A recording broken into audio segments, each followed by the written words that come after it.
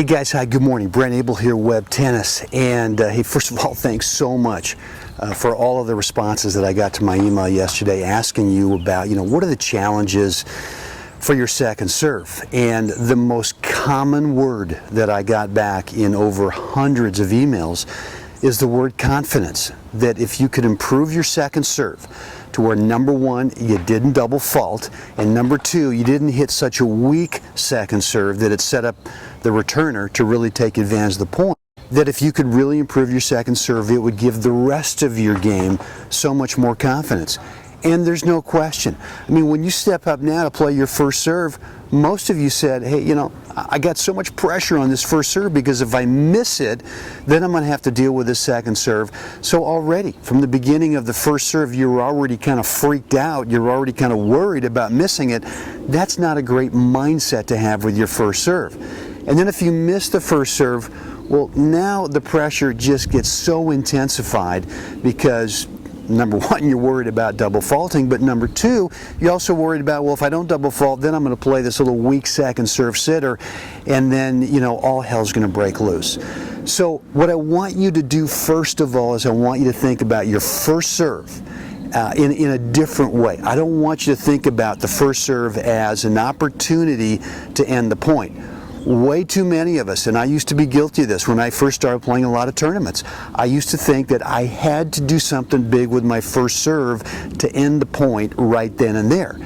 And way too often, as you probably do, I'd miss the first serve and now have to deal with a second serve that really was sort of average at best. Once I got into thinking that the first serve, it's really a way to start the point to set me up for the next shot. And that next shot could be, if I serve and stay back, well, it's a return to serve that doesn't put me under pressure where I can now do something with that next shot to set up the following shot. If I serve and volley, well, okay, the next shot after the serve is going to be a transitional volley or a transitional half volley where I still stay in charge.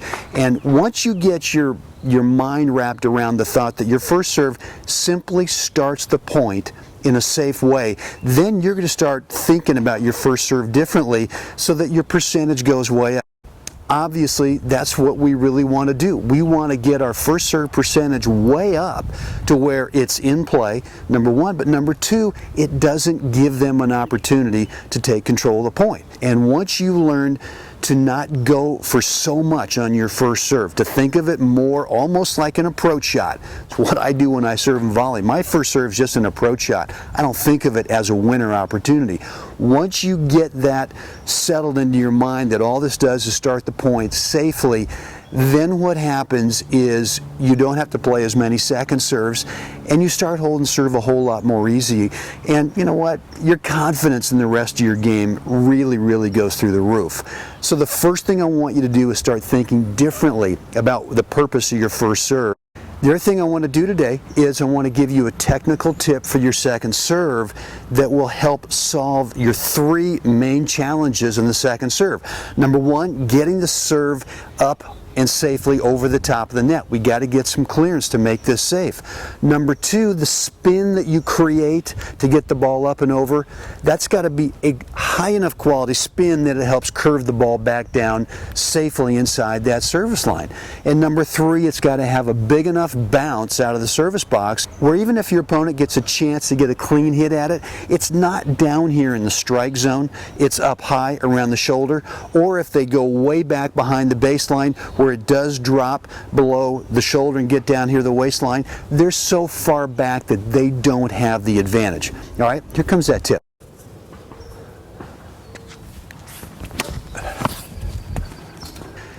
One of the big challenges that so many of you mentioned on the technical part of your second serve is trying to get more power. Meaning that you're trying to, it's kind of like you can get the topspin that you're looking for, but it just goes over there and sits. And really the way you get more power obviously is going to be with some technical stuff with a swing. But the one thing that you really want to make sure that you're doing is that you are having some footwork that follows in after the hit, that your body weight's moving forward. And even if you don't serve and volley, even if you're going to stay back here, play a second serve and stay back in the baseline, you still want to end up 3 feet inside the baseline so that your body weight actually helps carry you forward, and that's going to end up giving your racket speed, your arm speed, all that kind of stuff, much more power. Now, when we look at Stosur here, I'm going to show you a clip of Stosur. It's insane what she does. I mean, and she does what, you know, all the other good pros do with their second serves, is they really jump into the court, and then if they're going to stay back, they scoot back and get back behind the baseline.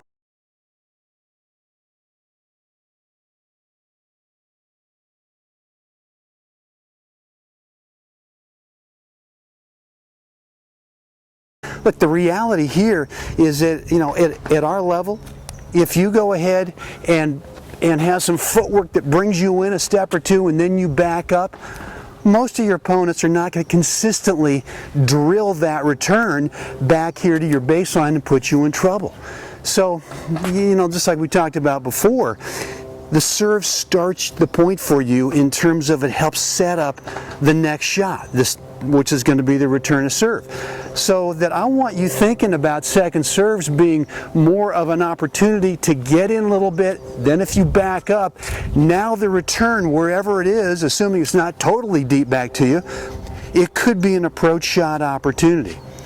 What I want you to work on the next couple of days is practicing practice some second serves to where you have some footwork that naturally brings you forward inside the court, rather than what I see a lot of where people stay here. They might have good swing mechanics, good arc and all that, but there's not enough oomph from the body weight moving forward as you go ahead and play the second serve. Here comes a side view.